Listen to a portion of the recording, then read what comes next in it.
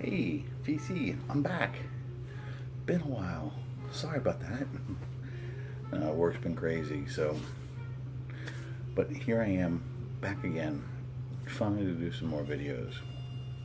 So I do apologize. Work's probably gonna be a little crazy again for the next few weeks. It looks like we're in the middle of an office move, so lots going on.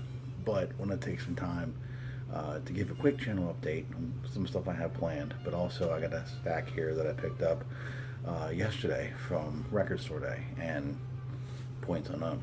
So real quick, just want to kind of do some housekeeping. I passed 100 subs. I'm blown away that there are more than, I don't know, 4 of you. Whatever the number is. I'm truly honored and touched that so many people want to tune in and see what I have to say and see what I have to show. So to each and every one of you, thank you. I'm working on a contest, but there's a lot of them going on right now, so I'm gonna let them kind of run its course a little bit. But I feel that sometimes when we have too many, it's kind of hard to do them all. So, and I can respect the ones that are out there, and I'm trying to find time for them as well. The other big thing is that I got a lot of updates that I need to get to. So hopefully in the next couple of weeks we're gonna get caught back up and get back to some normalcy. So, but hey, yesterday was Record Store Day. So if you went out and shopped, hopefully you found what you were looking for. Hopefully you had some fun. I know I did. It had been kind of a long time since I participated in anything like this, and there was one that really drove me out. So we'll get to it. But we're gonna get to the stuff I bought at the record store that I went to, Triangle Vinyl, last, because I went out early, got in line, had a great time. Everybody was really awesome, a lot of camaraderie. It was really what I needed, and bought some stuff. But then I came home, and my family was kind of like raring to go. They wanted to go out and do some stuff. I was like, sure. So my 4-year-old loves to go to yard sales and community sales, and there was a couple community sales right near us. So we hit that and a couple of thrift stores, and just some stuff to just kind of. It was rainy in the afternoons. We kind of just did some stuff out, and I found a bunch while I was out. So we're gonna lead with those. All purchased on Record Store Day. It's all fair game. So these are my Record Store Day purchases, even if they didn't all come from Record Store. Who's gonna say no to Frank? Not me. Not gonna happen. Probably the biggest one on this one's gonna be Lady is a Tramp. But again, early Frank, Capitol label. You're just not gonna say no to that. And these first couple were purchased from a real sweet lady. She was doing a house consolidation. They had a couple different houses. They were consolidating down to one, and she had some vinyl and gave me a great deal. So I had to say yes, especially when you throw in some James Brown. This one is was it 16 tracks? Also, this one's on the original King label, as is this one, also on the original King label. Another compilation of James Brown's early stuff, and you're just not going to leave that. And this one, sorry, they're kind of a little out of order. This one, another James Brown. Again, not going to leave those laying around. But what's cool about this one is that this one was recorded live in Baltimore, Maryland, and I'm originally from that area, so it was cool to have that. And then the last one, and my wife kind of looked at me and she's like, "You're not going to leave that, are you?" No, I'm not. Something about reggae Christmas music just makes us happy, and especially when you have a song called "Christmas Turns Me On." We'll play it at Christmas, and it'll be fun. So after that, we went to a thrift store. I've never been to this one before. A lot of records, but a lot of stuff that just really wasn't worth it to bring home. But I did find a couple gems. A nice UK pressing of The Alarms. Where were you hiding when the storm broke? Anytime I find 12 inches from the 80s, whether it be alternative or that kind of stuff, I'm gonna grab them. You just don't see them out there. Not something you run across of, at least in my area, all the time. Genesis, The Lamb Lies Down on Broadway. This is a later reissue, but I mean, I think I paid $2. Dude, it's coming home. It has to. I didn't have this one, you know, and The Lamb Lies Down on Broadway is a great track. It's got some other really good gems on it. It's a really good one. Not as poppy as they went to later on. Wonderful ELO. This one I think is a first press. Again, $2. You're gonna grab it. You have to take it home. And a lot of these I haven't even had a chance to spin yet. I mean, like I said, it was record store day yesterday. Best of the Doobies. I mean, this is gonna have Droobies. Wow, I'm tired. This is gonna have pretty much anything you would want, but you know, that early sound from the Doobie Brothers, I can't get enough. You know, I'm a sucker for some smooth melodies and some nice horns. So they also had this one, and I'm going to butcher this, Trullo Street, you know, which does have Jesus Is Just All Right, and Listen to the Music, which is on the best of, but still, $2, you're going to grab them. And this was the last one that I grabbed from that store, Dave Brubeck Quartet, and this is I believe this is a later reissue cover, worse for wear, but the vinyl was clean, and you know, I'm really starting to appreciate and get into jazz a little bit more. So when I see them for a couple of bucks, I really want to just kind of grab them. There's nothing else to listen to, and just build a foundation in jazz. Found a couple community sales, and you know, they were hit and miss. I saw some that had records and nothing really wasn't worth much. However, when you see Joplin, you're gonna grab it. The cover obviously showed pretty worse for wear, and a lot of these are worse for wear. The vinyl was a little questionable, but I think I paid a couple bucks. Pardon me, so I'm willing to take a chance on some Janis Joplin because it's Janis. And then this is a Swedish pressing of ABBA the album. Say what you will about disco, but ABBA was good. I mean, they were fun. So grab that one for a couple of bucks. And like I said, this is a Swedish press on Polar Records. So again, I'll give it some spin. I'll have some fun with it. But now onto the fun stuff. This is the stuff that, you know, made me want to go out. Like I said, I mentioned where I went, which is in it's about 45 minutes from where I live. There's a few record stores in town, but this one I've really struck up a really good friendship with the owner, Justin, and the people there are fantastic. The area it's a little off the beaten path, so for standing outside, I felt it was going to be a little bit better as a wait. Excuse me. All told, I want to say when he opened the doors, I think there was about 40 to 45 people in line, which, you know, not gangbusters, but he also wasn't getting 50 copies or something. But he was also doing sales. He has his dollar bins, which I'm going to reference in another video. He has his $5 bins, and then he has all his standard used. For Record Store Day, anything that was sealed but not a Record Store Day release was $2 off. Anything that was used that was not in a value bin, like a $1 or $5, was $5 off. So if you found a $10 record, it was $5.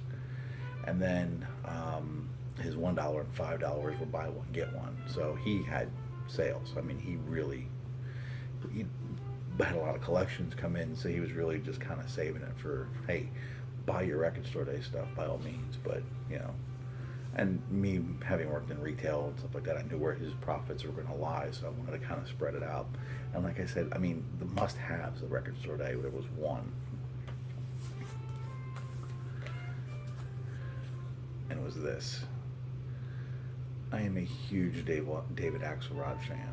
I must confess, I got into David Axelrod because of producers and DJs and hip-hop. I mean, the list goes on of people who have sampled David Axelrod. David Axelrod was actually quite a fan of that genre of music. He actually appreciated what these producers and things were doing with his music.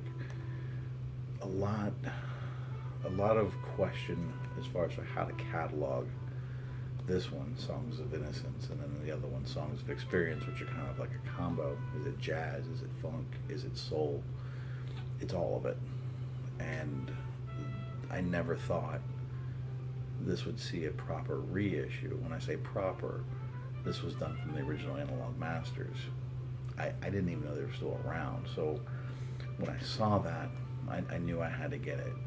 The pressing is very well done.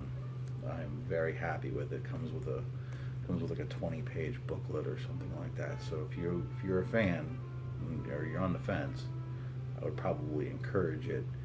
If for nothing else, that original presses go for a couple $100. I wasn't going to pay that. So now I need to get the other one. And I do want to get more Axelrod, but Axelrod was also known as a producer, and he produced people like Cannonball Adderley.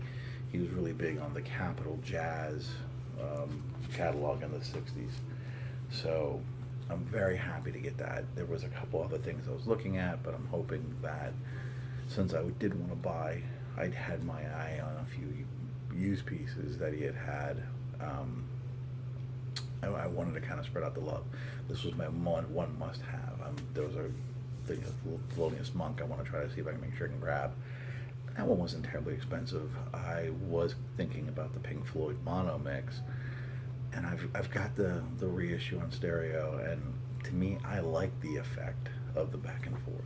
To me, that's part of the fun. So if it's there, maybe I don't know. I'm also trying to avoid multiple copies of the same album, but I'm sure I'll do that too, because I have CD and vinyl, the same thing. So let's get into some fun stuff. Robert Fripp. So obviously I know Robert Fripp. I don't know this particular album that well. I heard a little bit of it online, and but Robert Fripp. I mean, and this came out of his $5 bin, and it was buy one get one. So I essentially paid $2.50. Yeah, you're gonna do that. So I'm very excited to give this a spin. I mean, love what he does. Got these a little out of order, pardon me. So I'm gonna do the rest of the $5 ones first. So big Jethro Tull fan. This one I didn't have, and what's funny is that the gentleman in front of me was a huge Tull fan, and he was there for the one Tull release, and he referred to this album a couple different times, because I think the 7-inch or 10-inch, whatever it was, the songs came from this. So he was referencing this quite a bit. When I saw it, I was like, I don't have it. It's Tull. I love Tull. I gotta grab it. So this one, it's kind of hard to see, but it's Grandmaster Melle Mel, and it says Grandmaster Melle Mel, Grandmaster and Melle Mel, but this is White Lines, classic 80s hip hop. And it's funny how some of that early hip hop really dealt with some hard hitting issues. So obviously this was about how cocaine and crack was really running through the streets of New York, and just a fantastic song. I don't really need to say anything on this. I didn't have it. Shame on me. I do now. My cool card is somewhat returned a little bit. But, I mean, Debbie Harry's voice, the band was tight. I mean, these first few albums were just absolutely on point. And like I said, I didn't have it. No, I had it a long time ago. It's back. And I'm happy. Okay. So then I kind of did some other shopping.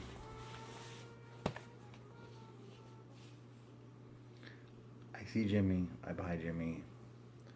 This is a huge upgrade for me. I had one that was just, I mean, it skipped.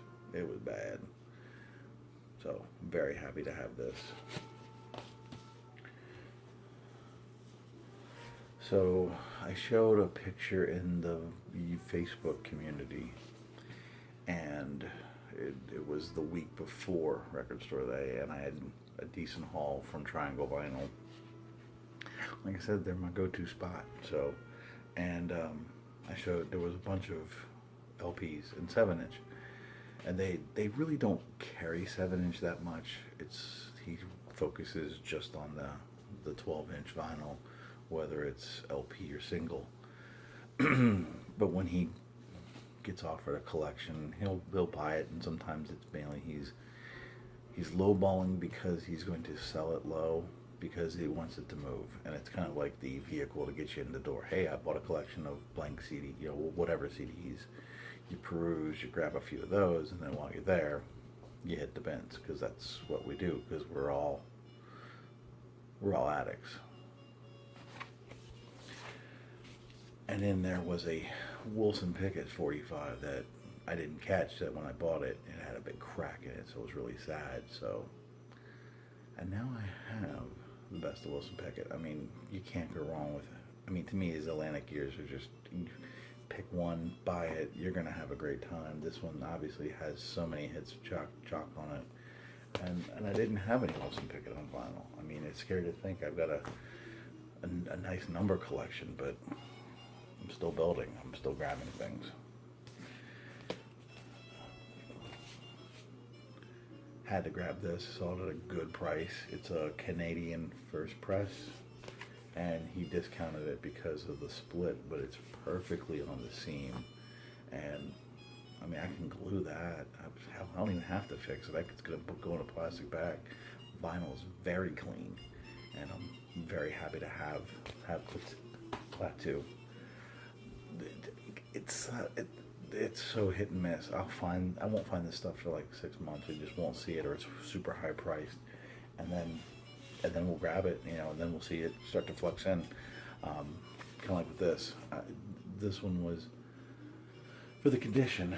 I mean, it's got some wonderful autographs right there, but for the condition this was in, it was probably like, I don't know, originally marked $10-11, but I didn't have any T-Rex, and I just had to pull the trigger on it. So I'm very happy to have some. I mean, this is gonna start me down that road. Not that I don't enjoy T-Rex, I didn't have it. Again, there's so many things I don't have. I can't stress it enough how over the years my CD vinyl collection just went. But hey, I'm getting it back, piece by piece. And the last one, I've never owned this. Super happy to have this. Got it at a great deal. Had to pull the trigger on it.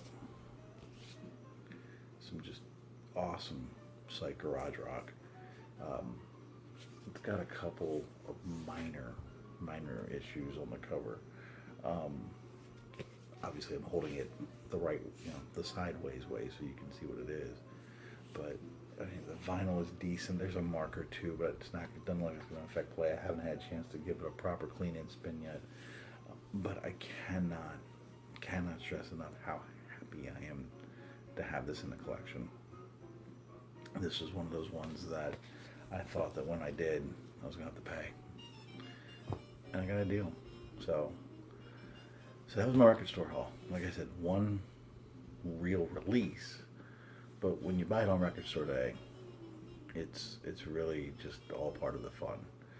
I was really lucky to find some extra goodies out in the wild while we were out with the family. So I felt really lucky. Had a great haul. It was a great day. Got to spend some time with some music nerds and some vinyl junkies, and then spend the day with my family. So it was kind of a win-win for me. I know a lot of people aren't too big on the whole about Record Store Day. it is what it is. I mean, those of us who had fun, great. If those of us who stayed home, that's great too. Um, you know, really don't know how to end this. I'm just rambling at this point. It's probably because I'm tired and it's been an exhausting weekend.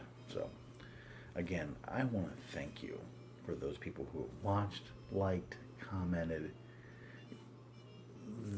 I can't stress enough how overwhelmingly positive the reception of being in the VC has been. And I've had a great time. I'm hoping that it's going to be a relationship that continues on for years and years and years. But I'm here now. You're here now. Thank you so much for watching. Thank you so much for liking and subscribing. I hope everybody had a great weekend. We'll talk soon.